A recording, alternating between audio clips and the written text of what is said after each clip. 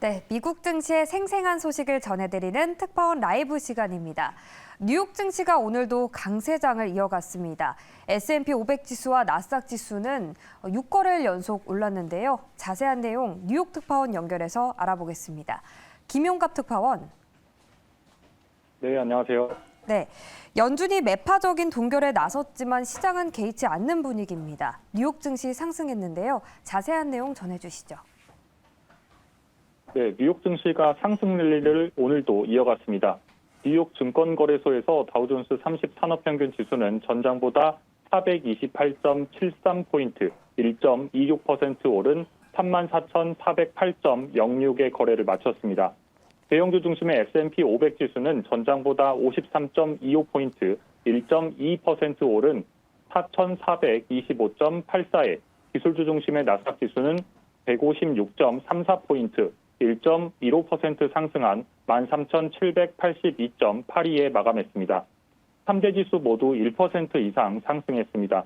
미 연준이 어제 기준금리를 동결한 뒤 연말 금리 전망치를 5.6%로 높이면서 매파적인 입장을 드러냈지만 시장은 동결에 더 집중하고 있는 듯한 모습입니다. 이에 S&P 500과 나스닥은 6거래일 연속 상승세를 이어갔습니다.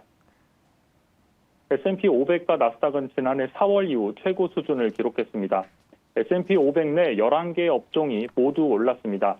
이날 아침에 발표된 미국의 5월 소매 판매가 예상보다 좋게 나타나는 등 미국의 경제가 예상보다 견조하다는 소식도 상승에 영향을 미쳤습니다. 오늘 주식시장에서 주요 종목을 살펴보면 오늘 뉴욕 증권거래소에는 지중해식 패스트푸드 음식점 체인인 카바가 상장했는데요. 이 카바의 공모가는 $22였는데 오늘 장중 105% 상승한 $45까지 오르는 등 급등세를 보였고 결국 99% 상승한 $43로 마감했습니다. 카바는 2006년에 설립돼 2011년에 처음 문을 열었습니다. 그리고 현재는 263개의 매장을 운영하고 있습니다. 카바의 상장 성공으로 미 증시의 IPO 시장에도 다시 활기를 얻고 있습니다. 또 그 다음으로 마이크로소프트와 메르세데스 벤츠와의 협업 소식도 전해졌습니다.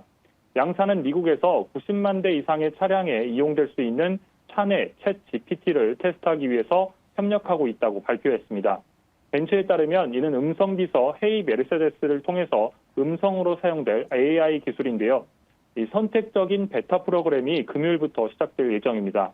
자동차 산업에도 챗 GPT 적용 가능성이 알려지면서 마이크로소프트의 이날 주가는 3.19% 올랐습니다. 마이크로소프트의 주가는 지난 2021년 11월 이후 최고치를 찍었습니다. 한편 국제유가도 상승 마감했습니다. 뉴욕 상업거래소에서 7월 인도 서부 텍사스산 원유 가격은 전장보다 $2.35, 3.44% 상승한 배럴당 70.62달러의 거래를 마쳤습니다. 네, 다음으로 오늘 나온 미국의 경제 지표들도 한번 살펴보겠습니다.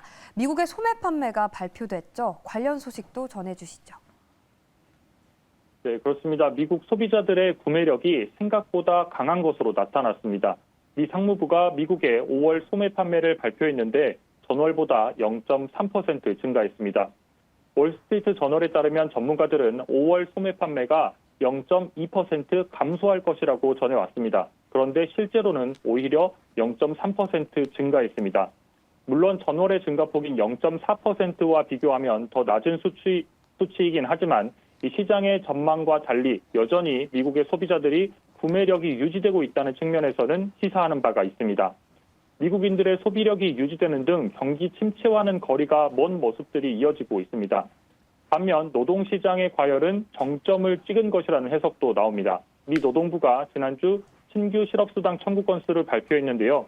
6월 4일부터 10일까지 신규 실업수당 청구 건수는 26만 2천 건을 기록했습니다. 이는 직전주와 동일한 수준으로 2021년 10월 이후 최고치입니다. 2주 연속으로 실업수당을 신청하는 계속 실업수당 청구 건수는 177만 5천 건으로 2만 건이 증가했습니다.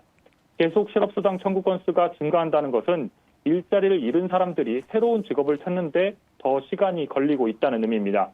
이처럼 실업수당 청구가 늘고 있다는 것은 연준이 원하는 바처럼 노동시장이 식고 있음을 의미합니다. 통상 실업수당을 청구하는 것은 경기 침체로 향할 경우에 증가하게 됩니다. 미 연준은 인플레이션을 잡기 위해서 노력을 하고 있는데 노동시장에서 임금 상승 압력을 잡기 위해서 노동시장이 더 완화되기를 바라고 있습니다. 실업수당 청구의 증가는 결국 노동시장의 완화를 의미합니다.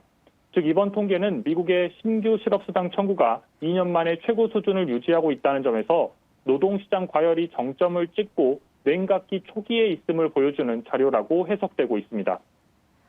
네, 한편 미국과 유럽의 중앙은행은 엇갈린 행보를 보이고 있습니다. 미국 중앙은행은 기준금리를 동결했는데 유럽은 금리를 인상했다고요? 네, 그렇습니다. 유럽 중앙은행은 기준금리를 3.75%에서 4%로 0.25%포인트 인상했습니다. 유럽 중앙은행은 지난해 7월 11년 만에 처음으로 한 번의 기준금리를 0.5%포인트 인상하는 빅스텝을 단행했습니다. 이어 지난해 9월과 10월에는 0.75%포인트를 올리는 자이언트 스텝을 결정했고 이후에도 금리를 지속적으로 올려왔습니다.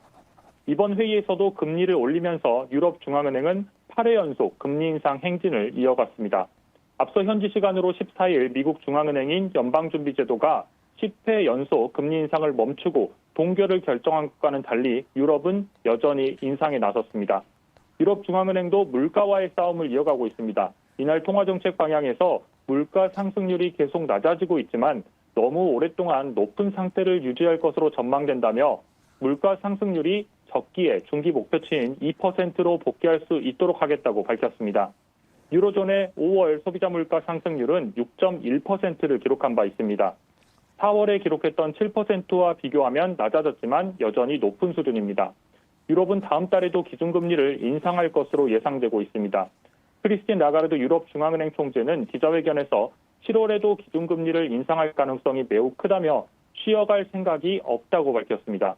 22는 이날 유로존 물가 상승률 전망치를 올해는 5.4%, 내년에는 3%, 2025년에는 2.2%로 상향 조정했습니다. 경제 성장률 전망치는 올해 0.9%, 내년에 1.5%, 2025년에는 1.6%로 하향 조정했습니다. 지금까지 뉴욕에서 매일경제TV 김용갑입니다.